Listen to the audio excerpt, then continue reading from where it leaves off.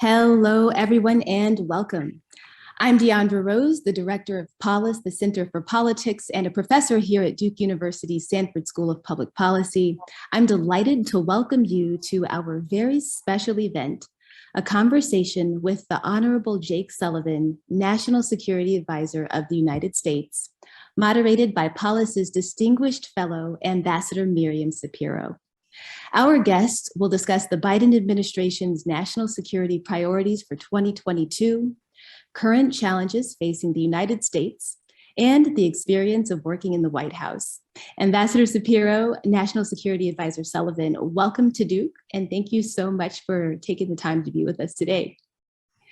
More than 250 people registered for today's event, and many are joining us in groups from their classrooms on campus, so we have many more. The numbers are quite high today. We're so excited that you've joined us for this special conversation. To offer a really quick overview of today's program, Ambassador Sapiro and Mr. Sullivan will spend the first 25 to 30 minutes or so in conversation. Then Ambassador Sapiro will turn to questions that the audience members submitted in advance of today's session via the registration portal. And by the way, many thanks for those wonderful questions. Now I am pleased to introduce Ambassador Sapiro, who will then introduce Mr. Sullivan. Ambassador Miriam Sapiro is the inaugural Polis Distinguished Fellow at Duke, a non-resident senior advisor at the Center for Strategic and International Studies, a managing director at the communications firm Sard Verbinnen, and a member of the board of directors of Lufthansa and Project Hope.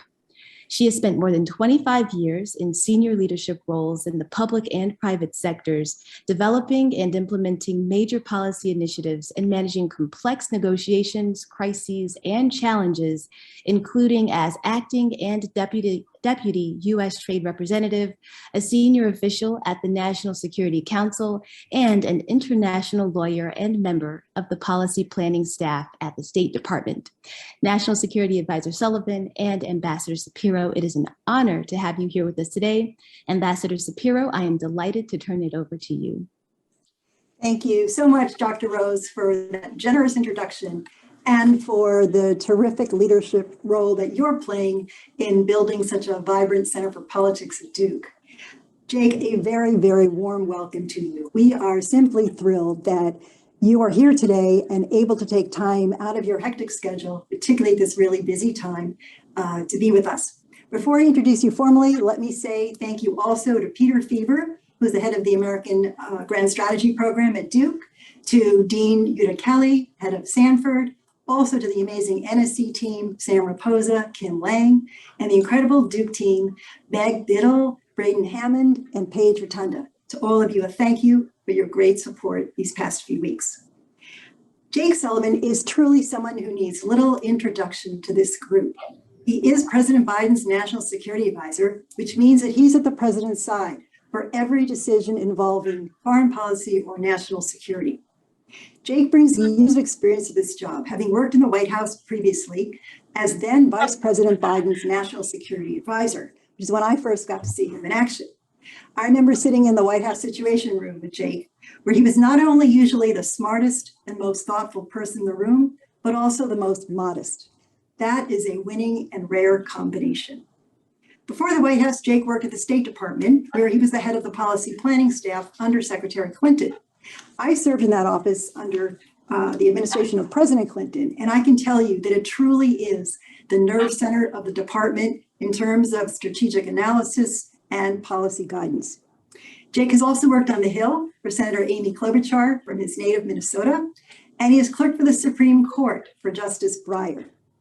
And last but not least, he holds an undergraduate and a law degree from Yale, a school that some refer to as the Duke of the North.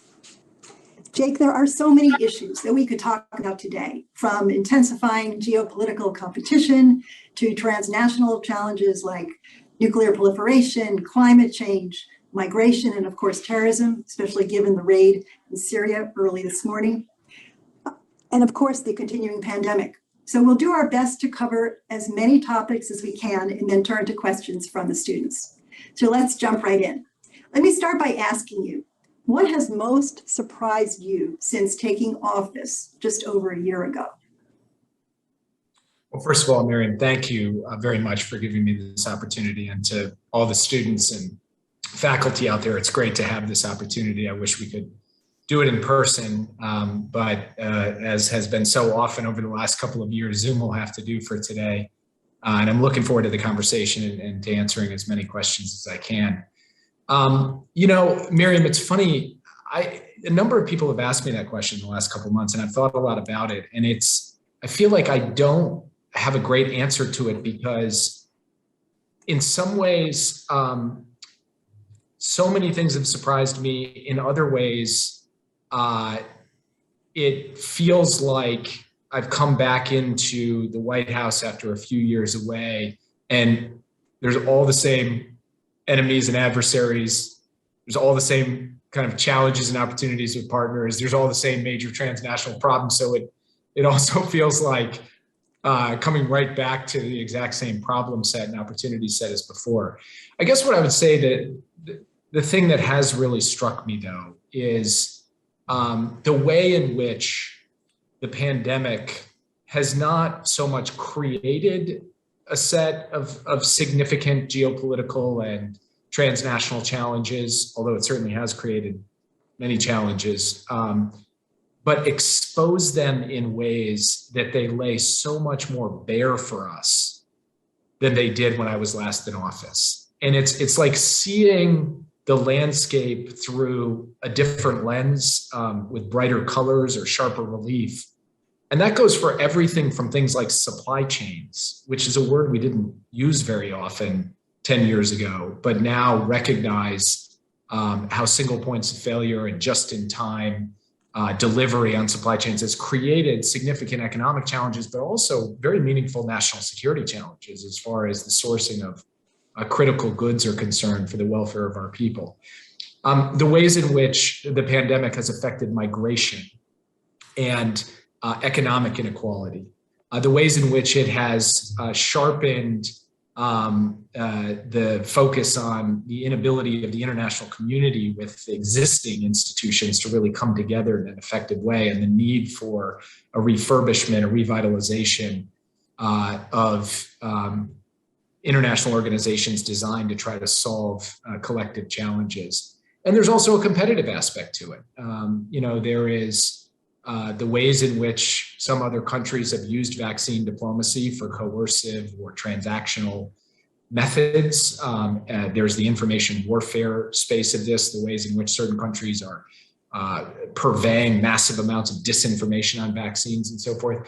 So for me, that really, coming in January of 2021 at the height of the pandemic, sitting here before you today in February of 2022 with the pandemic still very much with us, I would say it's not so much the introduction of a new factor or force in international politics that has surprised me as the ways in which this pandemic makes me look at the world, not entirely anew, but from a perspective that has really sharpened and heightened a lot of the difficulties, challenges, and threats that the United States faces, that our allies face. And that has been, it's been surprising. It has at times been unnerving and unsettling. And at times it's been exciting because it provides real opportunities for thrust and purpose for our foreign policy as we go forward. Mm-hmm. Yeah, it's obviously caused a lot of people to look at issues in this country differently, which I hope we'll get to as well. In addition to the pandemic, or aside from the pandemic, which is hard to put aside, given it is so pervasive and will be with us in some form or another for a long time. Looking back on the last year, what do you feel was the most serious national security challenge that the United States has faced? And what was the role of the NSC in helping to manage or address that challenge? Well, I'll give setting the pandemic aside, I'll give sort of two answers to that question. I think it's important to give two answers because it gives, I think, a clearer sense of how I look at the job and how I look at the NSC. So one would be the execution of President Biden's decision to end the war in Afghanistan, which obviously produced a series of dramatic challenges and complications. Although fundamentally, sitting here today, the president believes, I believe, that it was the right strategic decision and that the United States is in a better position to not be entering a third decade of war in Afghanistan with U.S. troops fighting and dying there. But that, was obviously a heart-wrenching, complicated, difficult policy, strategic, operational, logistical, and human challenge. And the NSC ultimately had responsibility for trying to pull together the disparate elements of our government, our intelligence community, our Defense Department, our State Department, our aid, development aid agencies, to try to develop a coherent strategy. And then when the difficulties arose as cities, provincial capitals began falling rapidly day by day, and ultimately Kabul fell, we had to try to organize as effectively as possible a response that would get as many people out of there as safely as possible and deal with a persistent terrorist threat. And so for that month, the month of August, those of us at the NSC were working around the clock. And by that, I don't mean as a figure of speech, literally working around the clock to try to put us in a position to secure our interests and protect our people and the people who worked with us as best as we possibly could. The other is climate. And the reason I use these two is because one was a crisis, kind of hard security challenge, very difficult, very challenging.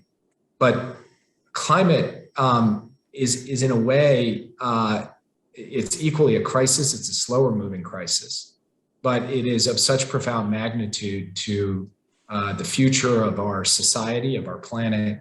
And it requires the centrality of American leadership, the mobilization of American purpose and resources and diplomatic power to try to drive outcomes. And we had an imperfect year on that, to be sure, but we made some major progress on methane, on deforestation, on getting 2/3 of the world's economy to commit to the kinds of actions that would be required to keep us below 1.5 degrees Celsius rise, which is what the scientists tell us is necessary to avoid the worst impacts of climate change. And there, obviously, Secretary Kerry was the tip of the spear. He led the effort. He organized the strategy. But it required a whole of government undertaking, with the NSC sitting at the intersection of the diplomatic pieces, the investments that would be necessary, the mobilization of capital by international financial institutions, the tending to relationships, both of close like-minded partners and of recalcitrant countries who weren't stepping up to do their part. And of course, also the intersection of domestic policy and foreign policy, which is a big focus of mine as National Security Advisor. What the United States was bringing to the table in terms of our domestic energy and environmental policy was important to our ability to be able to lift up greater collective action from others around the world. So what we deal with here on a daily basis are the immediate, urgent issues of regional and global geopolitical crises, whether it's Russia, Ukraine, or Afghanistan, or the Iran nuclear program, or the need to deal with terrorist leaders like Haji Abdullah, but also big, profound security challenges. And I use that word deliberately because climate and public health and even issues related to economic growth and resilience are security issues. And we've got to be able to deal with both of them. They require different tool sets, a different organization of the kind of system of government, in what we call the interagency process. But they are, you can't just think about the difficult issues being those crisis issues, the immediate crisis issues. Difficult issues are also those longer term, slower moving crises that have the deepest, most foundational impact on American national security. I'm so glad that you raised both issues because of their implications for U.S. national security and foreign policy, and absolutely agree. Climate was not traditionally seen as a threat to national security, but you've laid out exactly why it is. In addition, it shows so well how the office operates and brings together a whole of government approach to these very difficult topics. And in addition, it reflects a number of questions that we got from the students. So thank you. Looking forward to this year, 2022, nobody has a crystal ball, but so far, what do you feel are going to be the biggest security challenges that we're going to face? Well, look, we are, as I, sort of picking up where I left off in the last answer, we're going to have the kind of underlying foundational issues that are now just hardy perennials. One, not just how do we try to end the current pandemic, but how do we try and get ourselves in a position as the United States and then as the international community to prevent the next pandemic or the next significant global health crisis. Number two, climate. So you've got COVID, you've got climate, and you've got cyber, where the nature, scope, and speed of the cyber threat, whether you're talking about ransomware by private actors or major intrusions and even attacks on critical infrastructure by state actors, these kind of underlying, what I sort of call the 3 C's, climate, COVID, cyber, I think we will be talking about them persistently over the course of the year 2022. Then there are the crises that are more of the moment. Russia, Ukraine being at the top of that list, and that's something that I'm putting an enormous amount of time and energy into, dealing with both the deterrence side and the diplomacy side to attempt to avert a major land war on the European continent, and also to ensure allied unity and us sticking by our basic fundamental principles. We are at a critical moment right now with respect to the Iran nuclear deal. We have put forward proposals to return to the JCPOA, what's called that's the acronym for the Iran nuclear deal, the Joint Comprehensive Plan of Action, on a compliance for compliance basis with Iran. And we are in a critical stretch here just in the next days and weeks to determine whether Iran is serious about coming back to diplomacy or if we're going to have to go down a different track. So Russia, Ukraine, Iran, and then of course, this is a critical year for US-China relations as well. We're on the cusp of the Olympics, of course, and then it is a year of a National Party Congress where President Xi will be seeking a third 5-year term as the leader of the Chinese Communist Party and as the president of the People's Republic of China, and managing that relationship over flashpoints like cross-strait relations, our objections to China's human rights practices, and then over where we can work together on certain things like the Iran nuclear deal or like climate. That will be obviously an issue that is top of mind for us. And then of course, there's the unexpected. Something will happen that I'm not predicting right now. That's not top of mind for us today. A year ago, I don't think many people were predicting a war in Ukraine early in 2022. And so we have to be prepared for that as well. And we try to look around the corner as much as we can, but put ourselves in a position to operate from strength, whatever the world ends up throwing at us. Thank you. I think I'd like to stay on Russia, Ukraine for a moment. There are reports today that the US is moving 3,000 troops to Eastern Europe. And ironically, the Kremlin has called this now stirring up the tensions. I recall once negotiating an agreement with the Russian deputy prime minister, and we hit an impasse. And he threw up his hands like this and said, "But Miriam, Putin has spoken," as if I was supposed to just drop US demands. So I said, "But Igor, Obama has spoken." And he got it. We worked together, we found a solution to that problem. I think it shows the importance that dialogue can play when, this is the big qualification, when two parties do want to find a solution. So the question is, does President Putin want a peaceful solution? What do you think? I have long since given up trying to get inside the mind of really any other leader, including President Putin, and predicting either a course of action or, in this case, analyzing his deeper intentions or his desire to reach a diplomatic outcome.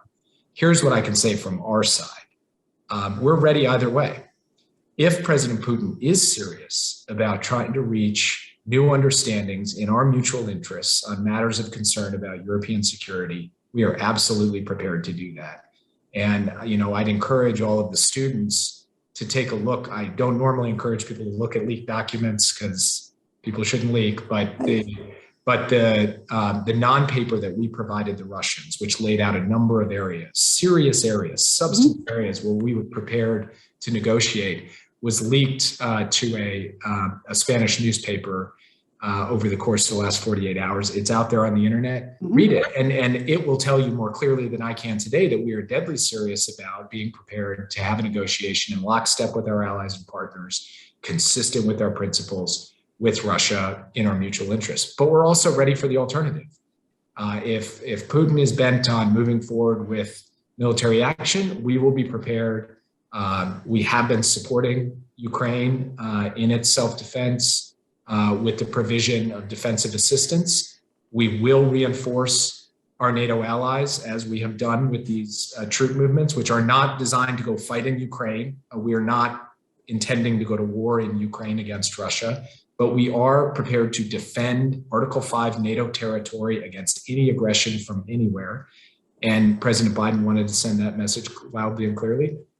And we are prepared, working with our European partners, to impose severe economic consequences through sanctions on Russia that will have a real impact on their economy and their defense industrial base if they choose to move forward. So really, all we can do is prepare ourselves for every possible scenario, to offer diplomacy, and then to drive forward with deterrence as the best way of managing this. And whatever course of action Putin chooses, that's up to him. What's up to us is to be prepared to respond so that we emerge under any circumstances stronger, more united with our allies, and more determined to ensure that our interests are protected.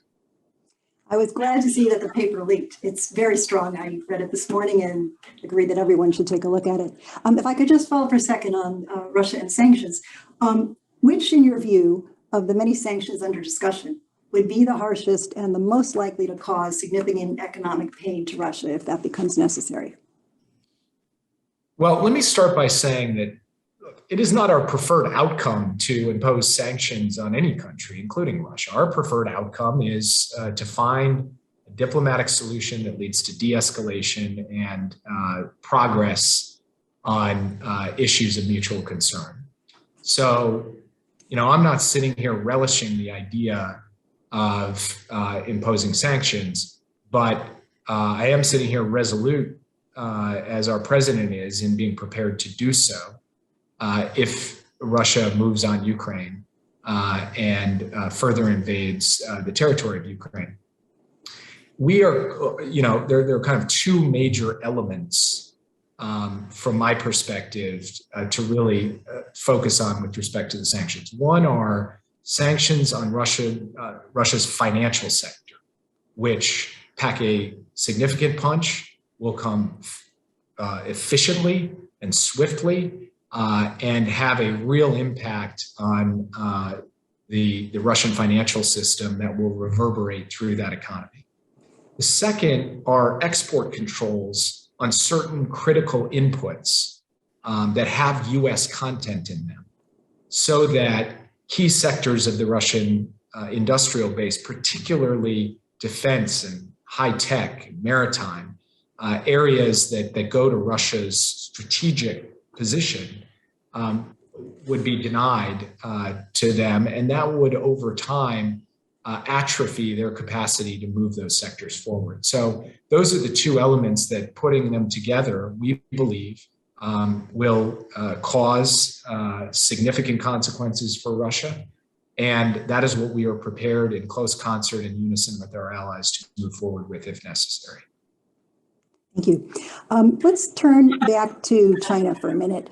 Last week, the Chinese ambassador to the United States called Taiwan the biggest tinderbox in US-China relations, and offered his view that if Taiwan was emboldened further by the United States and keeps angling for independence, then it would, quote, most likely involve China and the US in military conflict. I'm curious about your reaction to that comment. And also, if Putin does launch another attack on Ukraine, how worried are you that President Xi could take advantage of the world's attention being elsewhere in order to make a major move against Taiwan? If not right now, at least when the Olympics are over. Look, I'm, not certain what motivated the Chinese ambassador to offer a comment like that. And, I don't really intend to directly respond to him. He'll make his statements as he sees fit. What I will say is that the U.S. policy on the issue of cross-strait relations has been clear and consistent, and it's in keeping with the longstanding bipartisan tradition that has worked to maintain peace and stability across the Taiwan Strait for decades, and can continue to work as long as China is also prepared to step up and ensure that it is contributing to stability as opposed to instability across the Taiwan Strait. What is that? It is the One China policy, rooted in the 3 joint communiques and the 6 assurances, which some of you are familiar with, others not, and it's worth going and taking a look at this. It is governed by the Taiwan Relations Act, which was passed on a bipartisan basis in the Congress. In fact, then Senator Joe Biden voted for the Taiwan Relations Act. So he's got a longstanding commitment to the entire scope of the U.S. strategy on this. And we believe strongly that there should be no unilateral changes to the status quo, that what needs to happen here is for peace and stability across the Taiwan Strait to derive from responsible action by China and all other parties. And what we've seen from China, frankly, over the last few months has been a lot of provocative and destabilizing action that has not contributed to peace and stability. And that's unfortunate. But the U.S. position on this has been quite clear. Mm-hmm. On the just very briefly on the Russia-Ukraine, what does it mean for Taiwan? Honestly, I think at the end of the day, the decisions China makes about cross-strait relations are going to rest on factors more fundamental and more specific to that context than taking a look over to Europe and then drawing broad-based implications or conclusions from it. I find that leaders around the world are more sophisticated oftentimes than we give them credit for when we study these questions in a classroom. As someone, and I taught when I was out, and one of the things I found stepping away is that just our natural curiosity and our natural analytical reasoning capacity leads us to draw linkages to say, hey, there's some similarities between Russia, Ukraine, and China, Taiwan. So one's going to have a big impact on the other. And that there kind of stands to reason. I think the way that leaders actually look at these things is they're highly sophisticated about the differences between circumstances and about what is unique about the particular decision set they are facing as compared with other contexts. And so I don't think personally that you will see a huge crossover between these two crises. I'm not saying there's one has literally nothing to do with the other, but I think we often overdraw the lines between two crises like these. I caution against that to a certain extent, just based on my experience with the way that leaders like Xi Jinping or Vladimir Putin or Joe Biden actually confront problems in the world. Mm-hmm. Yeah. And of course, it'll be very interesting to learn more, if possible, about how the Putin-Xi discussions go when Putin is in Beijing in the next couple of days. So tomorrow, yeah, exactly. Yeah. We keep an eye on that. Let me ask you a quick follow-up on China, on the U.S. Chinese economic dimension. Not everyone follows it as closely as you and I do. Recent data shows that the phase 1 trade deal that Trump had negotiated has fallen short. And in this particular situation, China's imported less than 60% of the $200 billion in additional U.S. goods that it pledged to buy. So the question for the administration is do you think this agreement should be extended, give them a little more time to comply, or expanded into a phase 2? or simply cast aside because they haven't complied to date?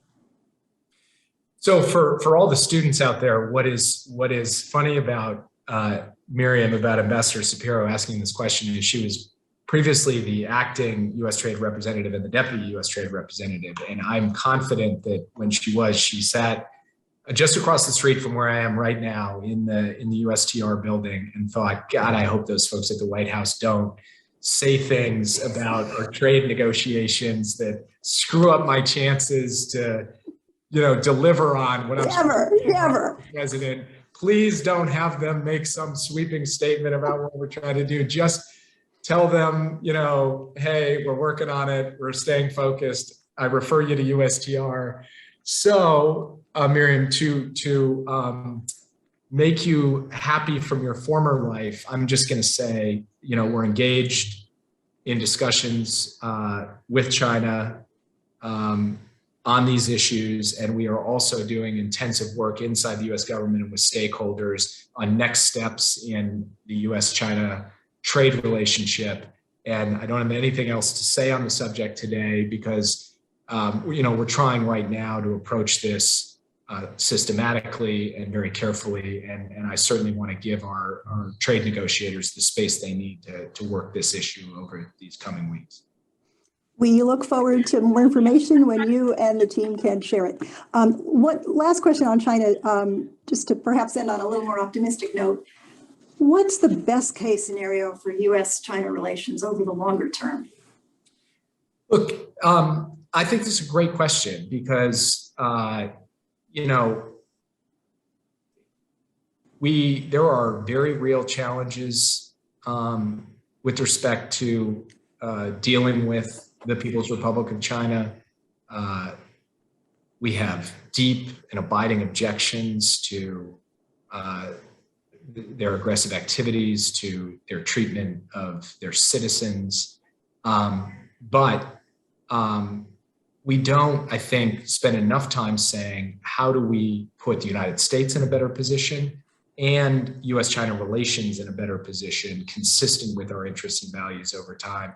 And I think we should have the confidence and the optimism about our capacity to be able to try to consider better or best case scenarios as well.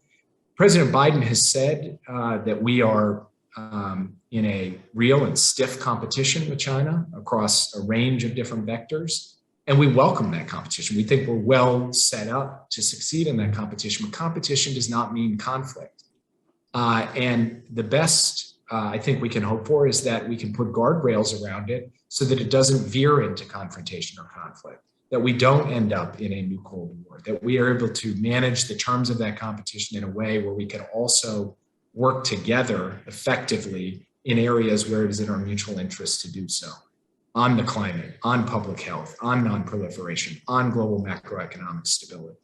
And so for me, the best case scenario is one in which the United States is driving forward its competitive edge in technology and economics, in solidarity with allies and partners and shaping the rules of the road in the region on the one hand, and on the other hand, managing to work with China where it's in our interest and where, frankly, our two countries have a responsibility to find a way forward.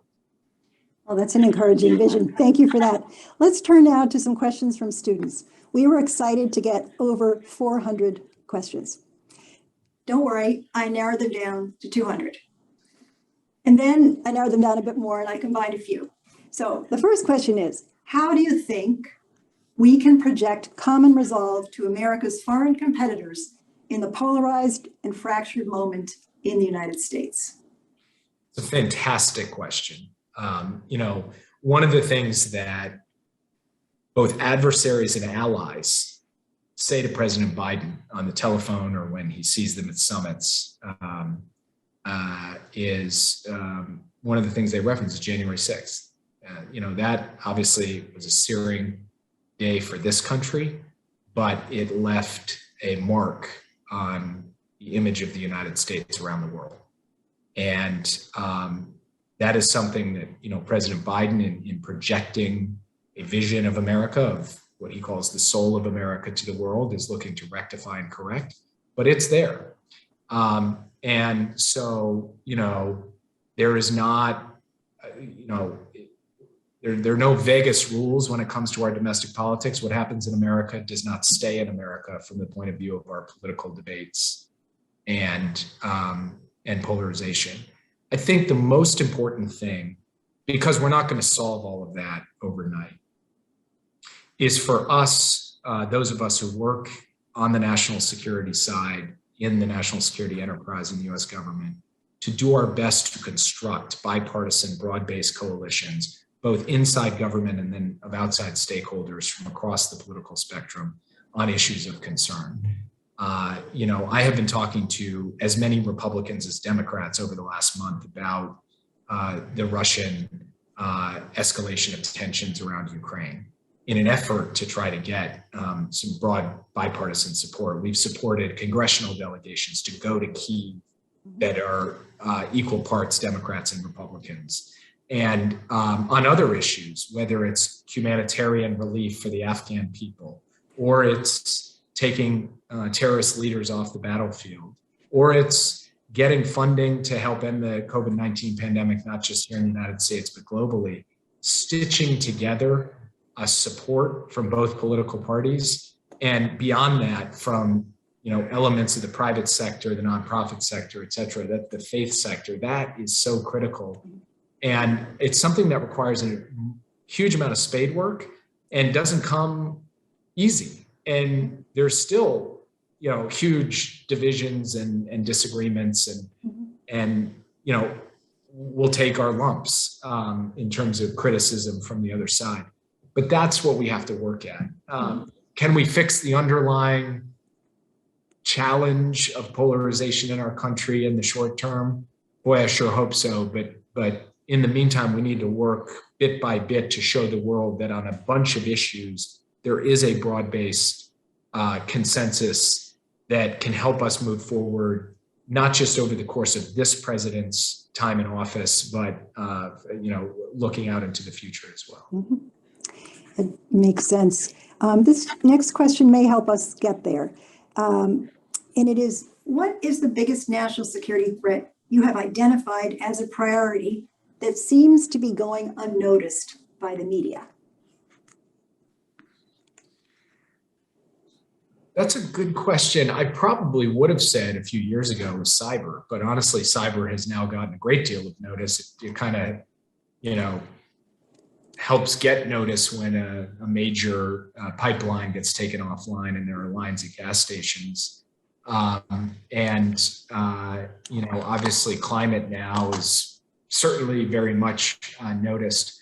So I guess I would probably have to say that the area that is probably the most profound in terms of its impact on outcomes for the long-term national security of the United States that I think doesn't get as much attention as it should is the competition over emerging technologies, biotech, quantum, artificial intelligence, semiconductors, advanced materials. This is an area where particularly the US and China are in an intensive competition. And it has impacts beyond just who's going to get the largest economic benefit from it. It has direct national security impacts. It has impacts over the very structure of societies, depending on who's defining the rules of the road, who's setting the terms, who's in a way dominating the market. And so I would say a lot of my time is spent in this zone. What kind of investments do we need to make at home? What kind of arrangements do we need to make with allies and partners? What types of rules do we set in place? What types of controls do we need to put in to deny certain inputs and technologies to our adversaries and competitors? If there were one thing I would say that, if it goes badly, it will put us in a problematic position. If it goes well, it will put us in a real position of strength. That would probably be the issue set. And I've stood up a whole office in the National Security Council that didn't exist before, called Technology and National Security, which is staffed by a group of technologists and strategists who are just attacking this problem set relentlessly. Mm-hmm. Well, I hope aspiring journalists out there are taking notes, because I think that's a great example. And we don't want to wake up in 2030 and realize that we've lost the race in AI or any of those other important emerging technologies. So I think we have time for just a couple more, if that's all right. And the next question that we got from a student that I'd like to ask is, how did you choose your areas of study and your career path? And how have those choices led you to this position in the White House? So, it's interesting. When I grew up in Minnesota, in Minneapolis, and when I went to college, I knew I wanted to study international relations and foreign affairs. I majored in political science and international studies. I spent 2 years at Oxford doing a master's degree in international relations. And then I decided to come back and do law school. But when I went to law school, I thought, I'm going to kind of study international law, and this is going to be what I want to do. And so I felt like I was on a kind of clear trajectory, which was rooted in just an interest in foreign policy and foreign affairs, kind of growing up as a child of the late Cold War in the 1980s in the Midwest, and watching the Reagan-Gorbachev summit, and the fall of the Berlin Wall, and the Desert Storm, and all of these things when I was in elementary school, middle school, high school. This is what I wanted to do. But when I got to law school, I started thinking very seriously about a totally different model of public service. So the kind of, the model I thought all along was go to Washington, be involved in international relations. Then I thought, no, what I really want to do is go home to Minneapolis, be rooted in my community, have a law practice, be involved in local politics, and think about contributing to public service at a much more local, community-oriented level. And so then I started to have the schizophrenia between these two models of service, one kind of national, international, the other more local and community-oriented. I ended up moving home to Minnesota thinking I was going to go down path one. And then Amy Klobuchar was elected to the United States Senate and asked me to come out for 3 months to get her up and running in the Senate. And I then thought every 2 years I would go back to path one, and one job after another came up and one opportunity after another came up. And so here I am on path two. But I would just say to the students that rather than thinking about what particular job most interests you, to think about a broader theory of your contribution and what it encompasses and where you want to leave your mark. That's an important thing for you to wrestle with, even if you never quite answer the question. Because I never said definitively I'm doing this rather than that.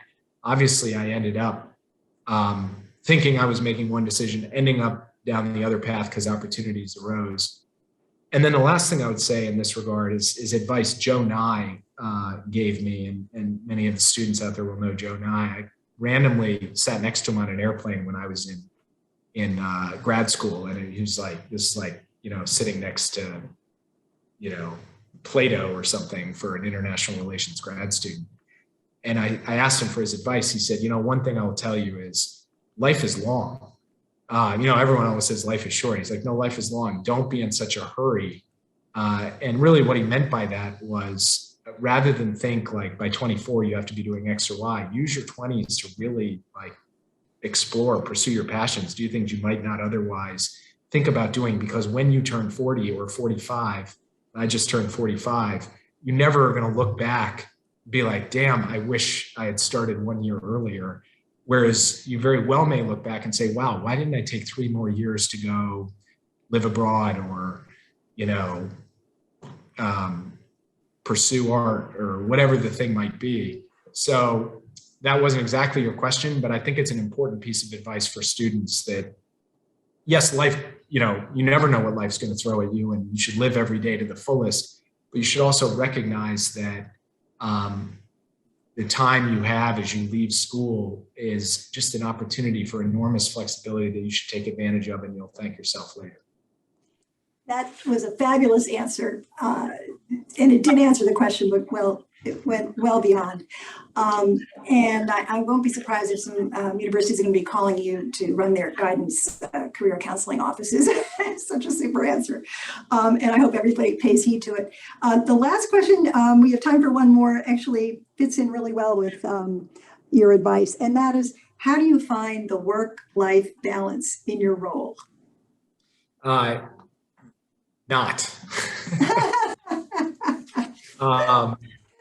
Yeah, no, this is a relentless job. And you know, there are times, there's kind of two ways to think about, to measure work-life balance. One is kind of within a job, and the other is within a career arc. And this is a job where it is very difficult to balance work and family, and you have to make some sacrifices in order to be able to serve to the fullest extent for your team, for your colleagues, for your president, for your country. Over a career, though, if you take, you know, I will spend a stint in this job and then I will be moved along unceremoniously for someone else to come into this job, you know, at some point, as all of my predecessors were. And then, you know, making that next choice and saying, all right, if I was over indexed on the work side of work-life balance, maybe the next opportunity I take, I compensate with over indexing on the life side of the work-life balance. And I think to build a whole life and to build a career that is meaningful, but that also is soulful, I think it's really important that you do a combination of both. So that's what that's what I highly recommend to people. Well, Jake, we thank you for your sacrifice, your talented wife, Maggie Goodlander, as well, and your leadership. We can't thank you enough for spending time with us today and letting us hear firsthand your perspective on not only pressing national security issues, but also on a more personal nature. So we are really grateful. And also a special thank you to our audience for joining us today.